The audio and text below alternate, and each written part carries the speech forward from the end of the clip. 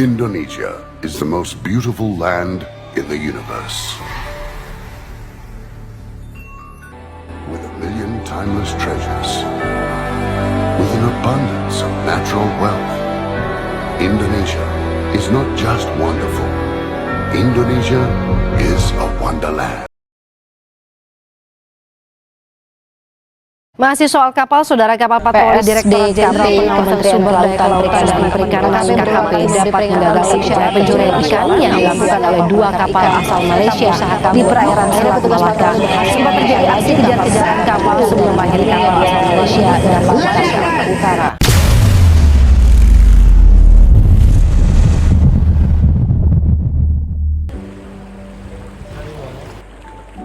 Sebagai warga negara Indonesia, kita diajarkan untuk mencintai tanah air kita.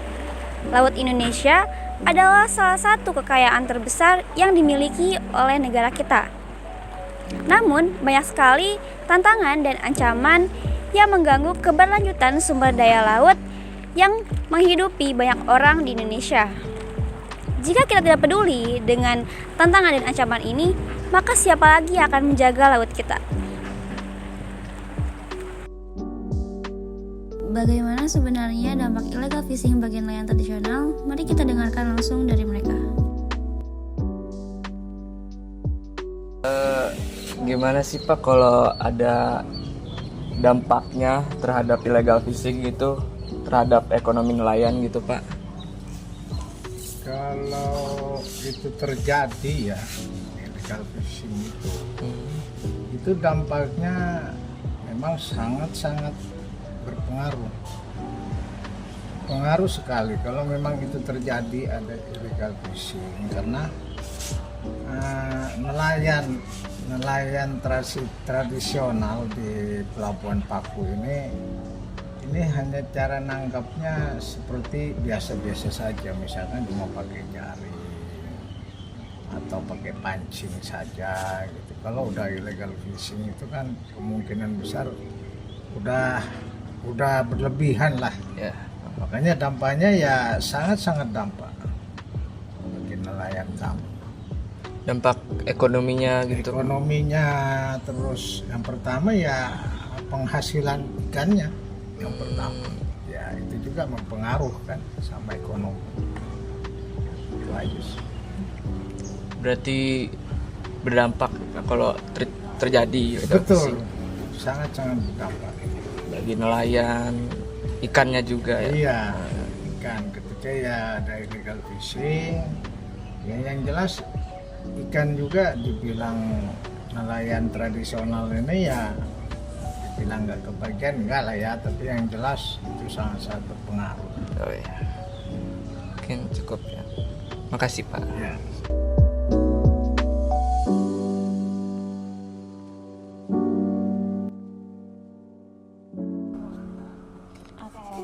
Nah, di sini kami ingin sedikit cari tahu nih Pak tentang illegal fishing. Nah, menurut Bapak nih, di sini ada nggak sih kasus ataupun masalah tentang illegal fishing? Kalau untuk illegal fishing baru-baru ini, akhir-akhir ini ya, belum pernah ada kejadian. Adapun zaman dulu pernah.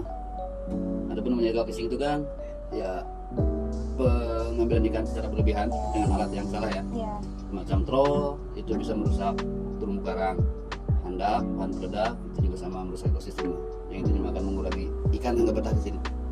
Dulu pernah kejadian di Sanyang ada bom ikan itu pelaku dari Lampung.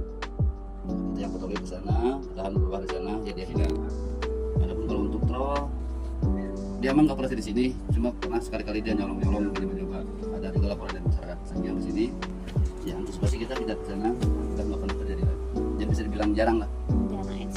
Karena mayoritas nelayan kita di sini semuanya nelayan pancing. Nah, berarti Bapak pernah terlibat langsung ya sama permasalahan illegal fishing yang waktu dulu itu? Ya. Kebetulan saya pernah lama juga di sini kan, namanya organisasi, ada pertukaran rotasi, hal yang wajar organisasi. Dan saya menjabatkan kapal juga, yaitu menerima laporan dari masyarakat nelayan Sanyang, dia mendengar suara ledakan, jadi dikasih handap, tapi kita kapal terlalu di sana. Cuma beberapa hari lah gitu, untuk mengincar, dan itu udah nggak pernah terjadi lagi sampai sekarang.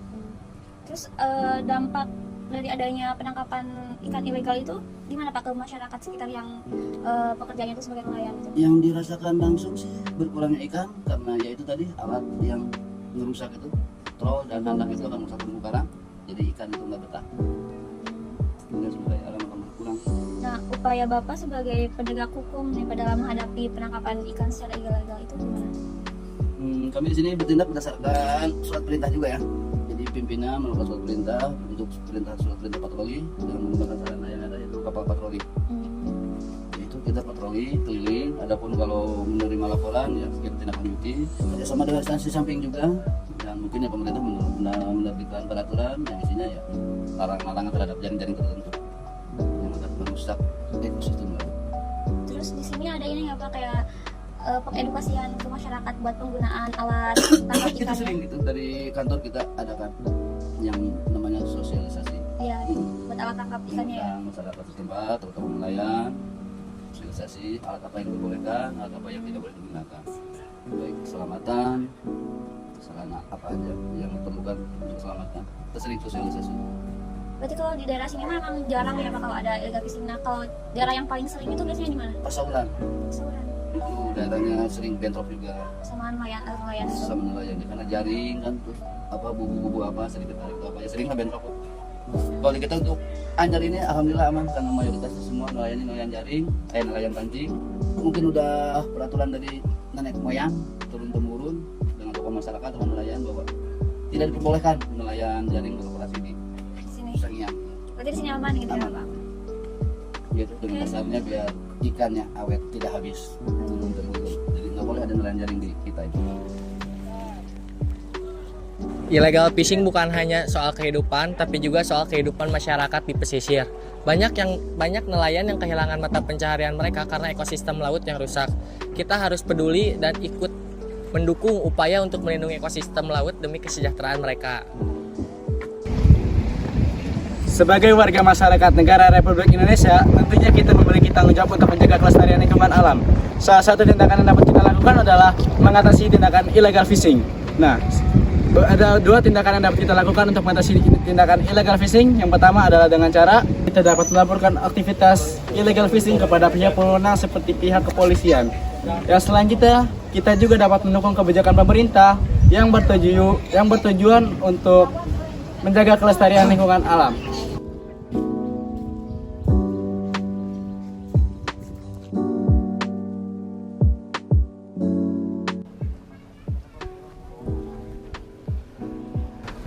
Masalah illegal fishing bukan hanya masalah Indonesia, ini merupakan masalah global.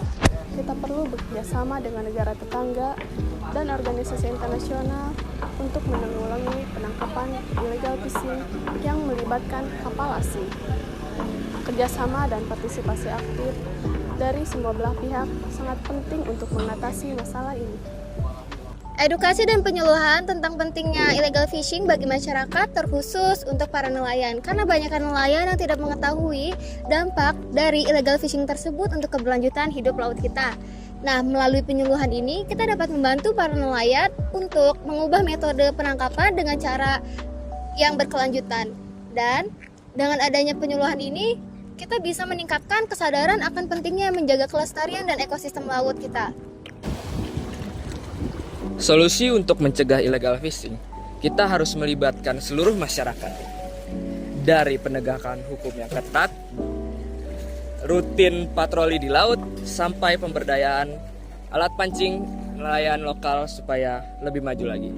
Aksi tersebut yang saya sebutkan tadi, itu bisa melindungi laut di Indonesia dari illegal fishing atau penangkapan ikan secara ilegal.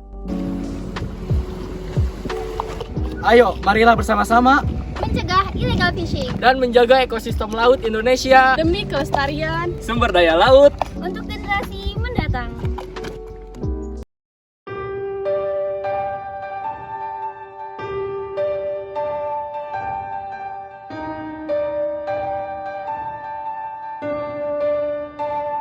ini kalian tidak foto gak sih?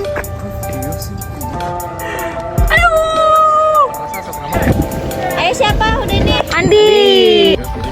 Ya kalau menurut saya mah gimana? itu tuh. Kita zoom di berdiri.